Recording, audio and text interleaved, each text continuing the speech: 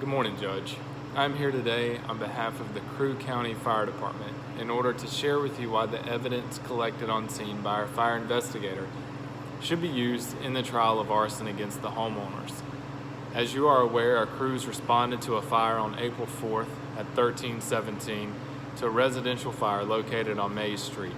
The first arriving company noted dense smoke from the residence and began the initial attack.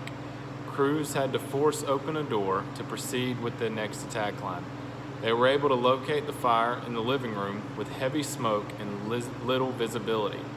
During the attack, command was made aware that no possible victims were inside the structure, so all crews worked on extinguishment of the fire. Once the fire was extinguished, crews began to load hose while the commanding officer began to work on paperwork as he awaited the fire investigator. While completing paperwork, dispatch notified crews of an additional residential fire occurring 3 blocks away with children trapped inside. Crews finished loading the hose and responded to the additional fire in hopes to save the children who were trapped. The fire investigator had not made it on scene at time of additional dispatch, and no crew member was available to remain on that scene as all hands were needed at the second residential fire. The events that occurred during April 4th qualify as an exigent circumstance. Exigent circumstance is an emergency circumstance that prohibits the need of a warrant to search a property.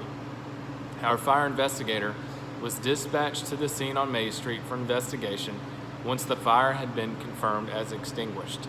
The additional call for a residential fire 3 blocks away with children entrapped caused an exigent circumstance for our fire crews on the scene in which they had to leave property to respond to the additional residential fire.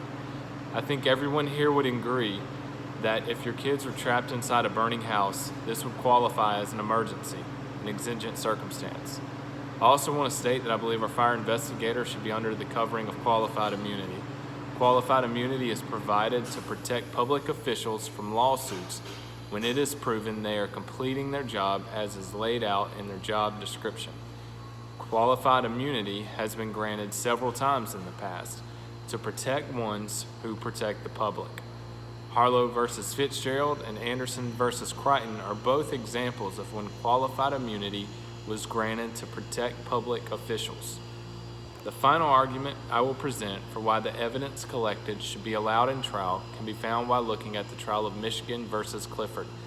In Section B, we can see where 2 exigencies are listed that prohibit the need for a warrant. The first example is the initial crews responding to a fire inside a home. These crews do not need a warrant for making entry into a home, and they are protected in doing this. The second example is after the fire is out and fire investigators make their investigation. It is said that determining the origin of a fire is a time-sensitive process that serves as a compelling public interest. Therefore, the investigator is not required to wait for a warrant to proceed. I hope that after hearing each of these examples this morning, you will agree that the evidence gathered by investigators were not gathered illegally and should be allowed in the trial of arson against the homeowners. Thank you for your time and have a good day. I also want to show a flow chart that I created and to demonstrate what qualifies for needing a warrant. So right here, you will see what is required to search a resident post-fire.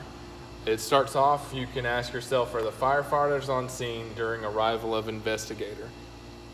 If yes, they are on scene, then the investigator is allowed without obtaining a search warrant without question.